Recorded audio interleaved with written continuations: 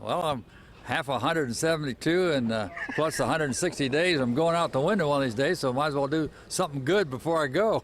A signature Pete Dye moment. Funny, humble, disarmingly honest about golf and the passage of time. That's from a conversation I was lucky enough to have with Mr. Dye back in 2012. He knew then that this day would come far too soon. One of Indiana's most celebrated citizens has died. Pete Dye was 94 years old. His legacy is truly on the ground across thousands of acres here and around the world. Few people know Dye's life's work quite like Chris Worthwine. Golf course enthusiast, author, historian of one of his most fabled clubs, Crooked Stick. Thank you for being with us today. Glad to be here. Here's the impossible answer, because you could talk for 4 hours about the man. To those who either have played his courses or those who have no idea what we're talking about, what made Pete Dye so special? Well, he changed the way people designed and built golf courses. People used to lay them on the ground. Pete dug them up and built them from the ground, and that changed everything. It did at Crooked Stick, which you know so well is a perfect example of that.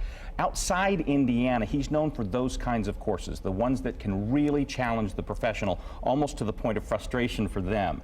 But inside Indiana, tell me what you think of the theory that more of his courses are really accessible, that he sort of breaks what others consider his own mold. Anybody can play the courses in Indiana quite well, no matter how good or bad at the game you are. Well, it's a lot due to his wife, Alice, who said, hey, they've got to be playable by everyone, but also difficult for the pros. He's got about 15 golf courses right here in Indiana, and most of them anyone can play. Why did they come back to Indiana? Not just for the work, but you know, typically in that realm, you work out of Florida or someplace that's always warm weather, but they always had, frankly, a lovely, humble home in Carmel that they would come back to. Well, this is their home. Alice was born here, her family was here, and it's where they started their careers, they started their married life together, and I think it was always really home. You've provided us with some great pictures that you can also find, many of them in the Crooked Stick Golf Club, which is the book that Chris wrote. You're also a historian of Crooked Stick.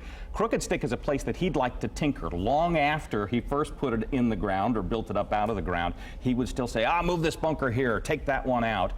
Now, though, becomes the question, are these pieces of art that he would want to be left untouched, or would he be okay with the all too common golf trend of, let's change some things here and there? I think he'd be okay, it's my opinion, with changing it.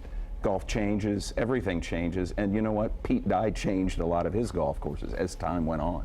Not everybody has the opportunity to play the private clubs, but there are several in and around our city that you can walk up, pay not very much money, and see what his work was all about. One or two, what would you say? If you've got one shot, go out and do this. Go see the Fort here at Benjamin Harrison. Wonderful course, great terrain. Pete Dye right in front of you, beautiful place. Go play it. I might also add Somme on northeast corner of the Marion County, Eagle Creek as well, which shows different phases of his career too. So, Chris, thanks for being with us today. As people mourn a memorable man, his wife Alice, who also passed away just about a year ago, and their life's work, which will live on long after this. 7:17 right now. Stephanie, what are we